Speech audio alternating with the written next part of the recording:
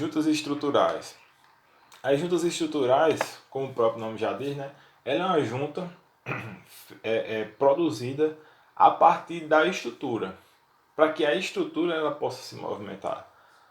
Normalmente edifícios longos, edifícios com mais de 30 metros de comprimento, de 30 metros em uma direção, é feita uma junta nessa direção, nesse sentido, de modo a mitigar os efeitos de surgimento de tensões nas peças que possam surgir em função dessa movimentação, certo? Então, como a, a junta é feita na própria estrutura, essa junta deve ser deixada aberta no embolso e no revestimento cerâmico. A junta, aqui um exemplo, ó. Aqui é a junta, 2 pilares, a junta foi feita aqui. Então, se esse pilar fosse revestido, por exemplo, se esse pilar fosse revestido, eu teria que deixar aqui um espaço com a largura, com as dimensões da junta deixada na estrutura. Então, como é essa junta, né? Como é essa junta? Veja aqui, ó. Na realidade, as juntas estruturais vão dividir a estrutura ao meio. É como se fossem dois prédios distintos, construídos bem próximos uns dos outros. Então, supondo que aqui, ó, que eu tenho esse edifício, esse prédio e esse prédio, 2 edifícios diferentes. A viga dele vai seguindo fundações. Então, a junta estrutural, ela visa dividir a estrutura do edifício de modo a novamente mitigar os problemas de tensão que podem surgir em função da movimentação da estrutura. Então, essa junta aqui, ó, que a gente deixa entre pilares e vigas, ela deve ser respeitada no momento da execução do revestimento. Então aqui, ó, por exemplo, então aqui é um desenho e aqui é uma execução dessa junta. Aqui eu tenho dois pilares construídos próximos uns dos outros, né? Aqui a distância, se eu não me engano, é 2 a 2,5 cm, certo? Então vem a viga baldrame aqui e aqui, como a gente está vendo. Desce a fundação. Aqui cada pilar vai se apoiar numa fundação. As fundações elas podem ser distintas ou pode ser uma fundação só para os dois pilares, certo? Então, se eu venho aqui com a alvenaria desse lado, alvenaria desse outro lado. Se eu quiser revestir a alvenaria, eu não posso vir com o embolso e a cerâmica de fora a fora, certo? Eu tenho que chegar com o embolso, com a cerâmica, até o ponto que limitado aqui entre os elementos. Então eu faço o embolso nessa parte e depois eu faço o embolso nessa parte e aplico a cerâmica, o revestimento nessa outra parte aqui, respeitando logicamente a distância entre as juntas, certo? Se isso não acontecer, se não respeitar a junta, o que é que vai surgir? Vão surgir fissuras, porque é natural.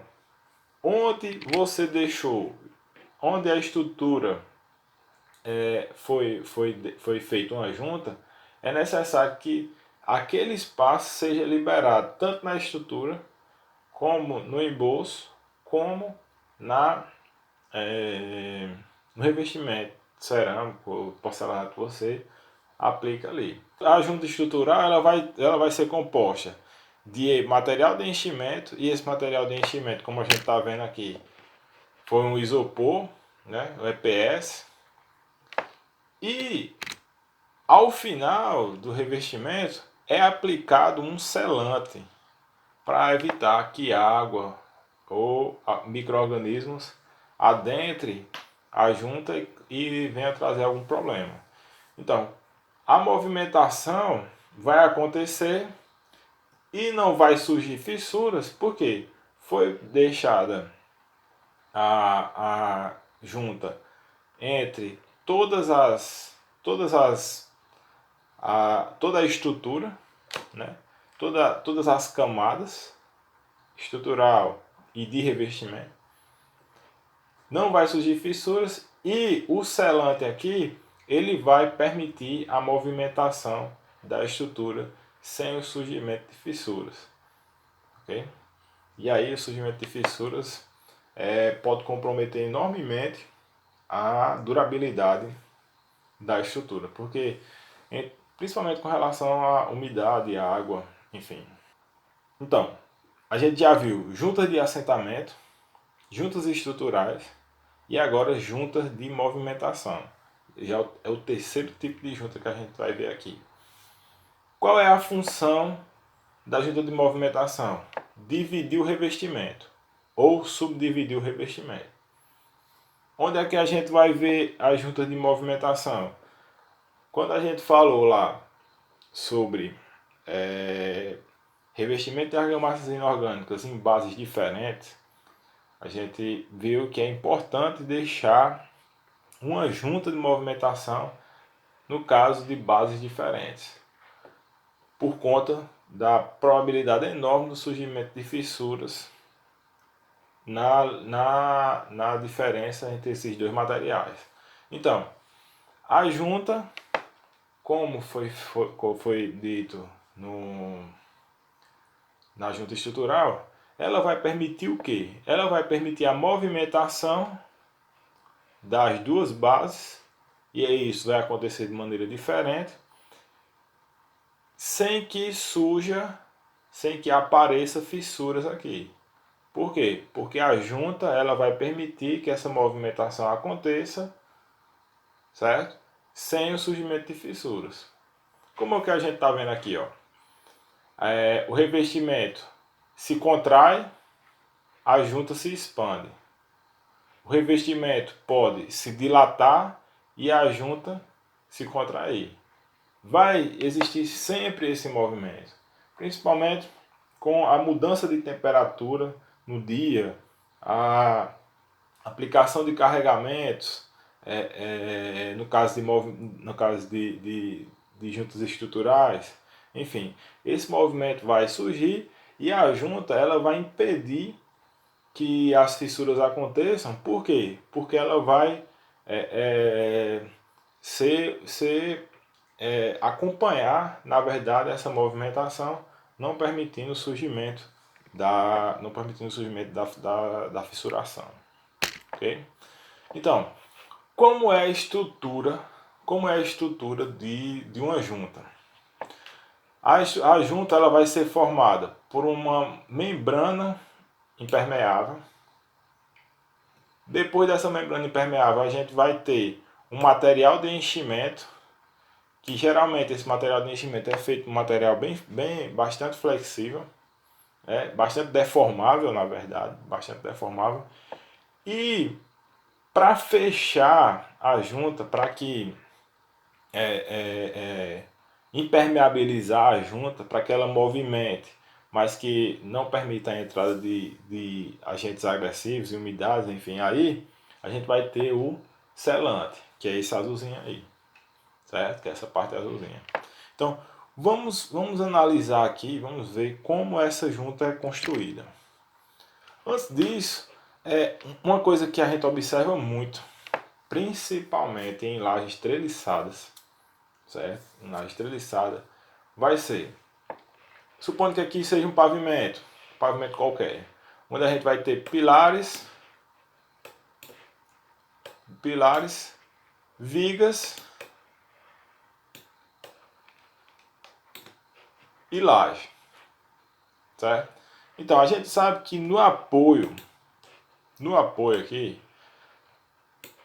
vai surgir momentos negativos na laje. E momento negativo na laje vai fazer o quê? Momento negativo na laje vai fazer com que a parte superior da laje fique tracionada, certo?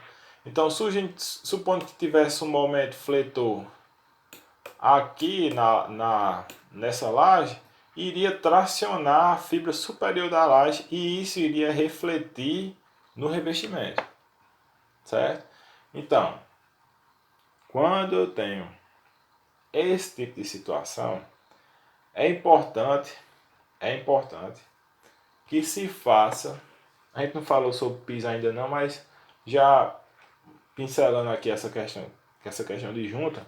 Então é importante que se deixe uma junta de movimentação e não a junta estrutural, uma junta de movimentação no ponto onde a laje se apoia sobre a viga, onde vai surgir grandes momentos negativos, certo? Isso vai refletir, a laje vai sofrer a aplicação do esforço e com a deformação, com o deslocamento, isso daqui vai acabar comprometendo até o revestimento. Então, a depender da situação, é importante, é necessário, se torna necessário fazer uma junta no piso também, para que acomode essa movimentação e não venha surgir fissuras no piso. Isso já aconteceu em diversas edificações, certo? Principalmente em órgãos que eu já presenciei, né? Em órgãos públicos, o retrabalho é complicado. E aí a empresa que executa esse serviço, né? Vai ter que refazer o trabalho, vai ter que executar novamente, reparar isso, e todo reparo é gasto, é custo e gera custo, né? Então é importante que isso seja observado. Então, olha aqui, ó, as juntas. A gente viu que as juntas ela é feita ela é produzida e estruturada de maneira que não consiga absorver a movimentação e não permita infiltração. Então aqui, ó, a gente tem exemplos de juntas que acabam se comprometendo com o tempo, muito em função da qualidade do material que é utilizado. Principalmente aqui, ó, a gente tem aqui exemplos de manchamento das juntas a partir do selante de má qualidade. Aqui, ó, o selante pode não permitir uma boa impermeabilização, uma boa vedação. Se entrar umidade aí, tanto a base como a peça, ela pode sofrer variações dimensionais em função da absorção de água e aí o desplacamento da fachada do revestimento, enfim, é certo, entendeu? Então a junta ela deve ser bem feita, ela deve ser feita com material de qualidade e bem executado. Então vamos lá, como é a estrutura da junta, né? A gente viu que a junta, a junta de movimentação, a base não importa. A base ela pode ser a mesma base ou pode ser bases diferentes. A base não importa. O que vai acontecer nessa junta? O embolso ele vai ser limitado pela junta. E a distância da junta vai ser função da aplicação do local que ela vai ser executada, certo? É por isso que é importante o projeto de junta para analisar qual a dimensão da junta para melhor absorção e alívio de tensões, certo? Então, como eu tinha falado, a junta ela vai ser composta de uma membrana impermeável, de um que a gente chama de limitador de profundidade, que ele vai ser na verdade um material de enchimento, feito de material flexível, e depois a gente vai vir aqui ó, com o selante, porque ficaria muito caro e ficaria muito caro é, encher isso aqui tudo de selante, porque selante é um material caro. Então, uma parte da junta e também poderia até de certa forma comprometer a movimentação, certo? Então, grande parte da junta, ela é composta pelo limitador de profundidade, pelo elemento de enchimento, conhecido, que é um macarrãozinho como esse aqui, ó, conhecido como tarucel, certo? E posteriormente a gente vai vir com a aplicação do selante aqui para fechar. Então vamos para as etapas, né? Vamos para as etapas. Como eu disse a vocês, a execução do embolso vai ser limitado pela junta. Então eu executo o embolso dessa parte aqui do painel, parte de cima do painel, a parte de baixo do painel e fica o sulco, a cavidade aqui onde vai ser a junta. Essa junta aqui, ela precisa ser impermeabilizada. Então a gente vem aqui, ó, aplica. Isso aqui é impermeabilizante com uma tela estruturante. Então, aplica o impermeabilizante. Em cima do impermeabilizante a gente coloca a tela e continua com a aplicação aqui do impermeabilizante. Isso aí pode acontecer em 2 a 3 demãos, certo? Então, feito isso, a gente vai ter a cavidade aplicada. A membrana impermeabilizante, a gente vai ter a cavidade pronta da junta. Passado isso, a gente vem com a aplicação do revestimento cerâmico aqui na parede. Novamente, a distância entre as placas vai ser a distância que você deixou aqui do embolso. A distância entre as... Você vai colocar aqui ó, a placa de cerâmica e a distância entre as placas... A distância entre as placas aqui vai ser justamente as placas do... Vai ser justamente a distância deixada no embolso. Então, feito isso, apliquei a pastilha, a cerâmica, enfim, é necessário providenciar a limpeza do furo. Tem que limpar bem, até que toda a sujeira, todo o pó seja retirado. Uma coisa importante aqui, ó, é o desempenho do selante. Existem selantes no mercado aí de diversos preços.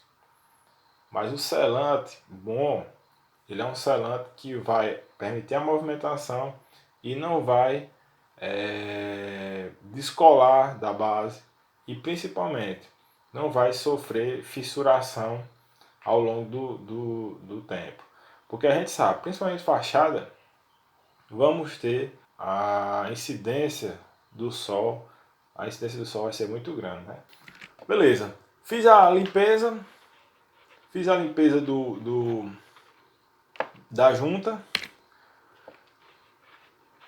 coloco aqui ó, fita, essa fitazinha aqui ó, ela vai servir para que quando eu aplicar o selante não manche o revestimento, não manche as peças de cerâmica ou de porcelanato que tem aqui, certo?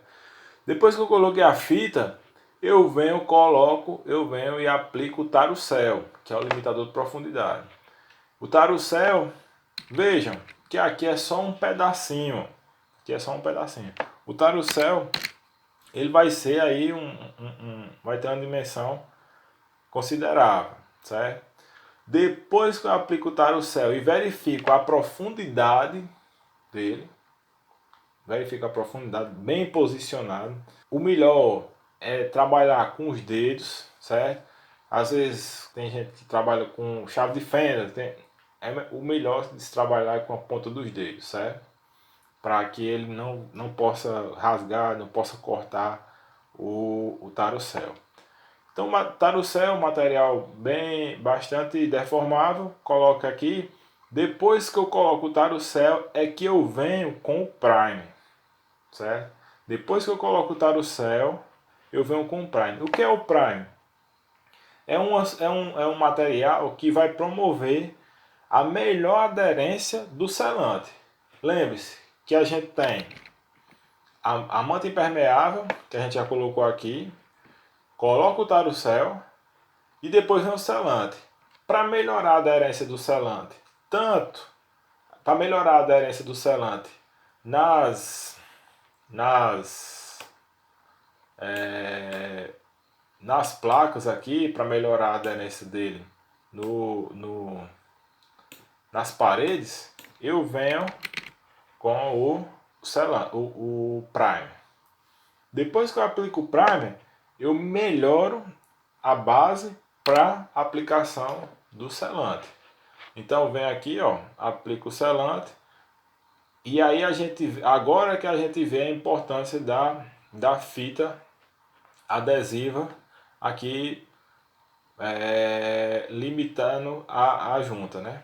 Então aplica o selante em toda a junta, depois vem fazendo acabamento e a fita é retirada logo terminou o serviço, fez o acabamento, retira a fita com o material ainda mole, o selante ainda é mole, certo? Porque se endurecer você vai ter dificuldade para retirar, ok? Então, lembrando sempre, o selante ele é de material caro, certo? Mas é um material que, se bem escolhido, vai durar muito tempo. O selante ele tem que ter uma boa adesão à base, certo? Uma boa durabilidade, questão de ele vai estar, raios solares vai tá incidindo diretamente sobre ele. Então ele tem que ser durável a ação dos raios UV e não se comprometer a sua durabilidade, né? Não ficar comprometida com a incidência desses raios, né? Ela deve proporcionar uma boa durabilidade. E outra coisa, o selante deve ter aderência, durabilidade e ser flexível. Imagina aí, se o selante ele adere bem à base, é durável, dura muito tempo e não tem flexibilidade. Rigidez, igual a rigidez da cerâmica, não vai servir de nada, certo? Então é importante atentar para esses pontos. O selante é caro? É barato? Não, é caro. Principalmente selante bom. Mas aí você vai garantir uma durabilidade enorme e você não vai ter trabalho de reaplicação do selante. Com a vida útil dele estendida, você vai passar muito tempo sem precisar trocar esse selante, certo? Sem precisar fazer manutenção de junta.